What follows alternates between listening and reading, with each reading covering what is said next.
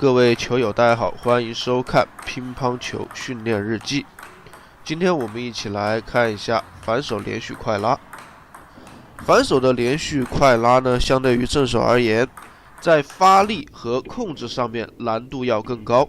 正手可以将手臂向右侧打开，而反手呢却位于身体的前方，球过来短了、长了，都需要双脚快速的进行调整，否则就很容易错过最佳的击球时机。所以我们在练习反手快拉的时候，时刻的要调整双脚的位置，保持最佳的击球距离。很多球迷朋友为什么反手拉球技术学不好？最关键的不在于手上，而是在于脚。很多业余爱好者的步伐是很差的，是吧？而反手呢，对步伐的要求非常高，前后步伐的调整、左右步伐的调整，以及脚下重心的微调都是非常重要的。而很多球友呢，打完一板球就不管下一板球的衔接，所以很难连续起来。那么今天我们看训练视频的时候呢，就要注意提高这个还原的意识以及衔接的意识，要时刻想着准备处理下一板球，动作呢尽量的控制小，不要甩太大能收住就收住。有很多人拉球的时候呢，手臂像正手一样的甩动太大，耍完了以后呢很难还原，所以很难衔接起来。反手快拉呢，不像正手腰部可以充分的进行转腰发力。反手的拉球呢，更多的使用的是领腰，腰部有转动，但是转动的幅度不大，转动幅度大了就很难稳定。再一个就是双脚，有很多人理解为就是一发力脚就一定要蹬转起来，是吧？但反手不可能像正手那样去蹬转，一蹬转重心就没有了，蹬转大了发力也不稳定。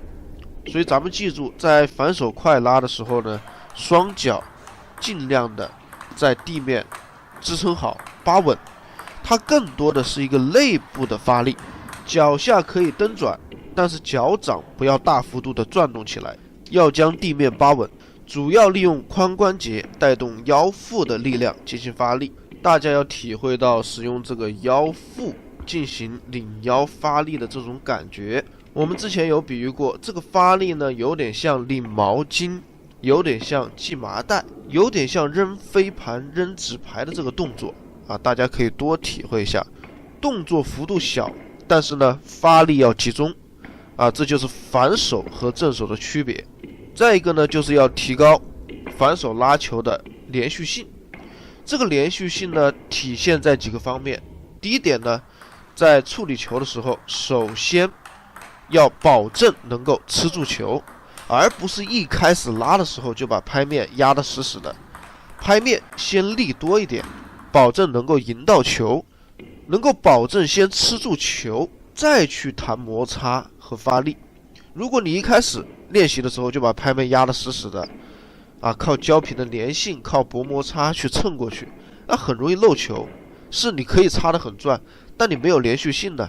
所以在刚开始练的时候呢，先不要球转，先球上台，你先把球兜上去都行保证球在中远台，你先能中远台把它拨上台以后，再来提高手腕的爆发力，再来加入腰腹的力量，脚下的蹬转提高这个出手的速度，挥拍的速度。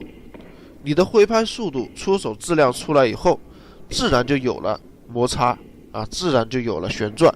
我们看一些国手在比赛当中反手快拉的时候，动作很小，没有大幅度的去甩动，但是回击过去的球质量非常高，速度很快。这是为什么呢？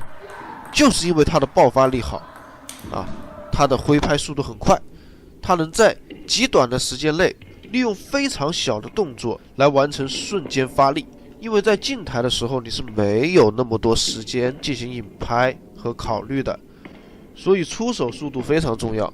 师傅的反手呢也要多进行训练，也存在很多问题主要的问题呢也是体现在脚下的移动。有时候球的落点变了节奏变了，长短变了，可能我就很难去处理，总是手到脚没到这也是很多球迷朋友一样的。所以咱们一起进步，一起来学习啊！非常感谢大家今天的观看。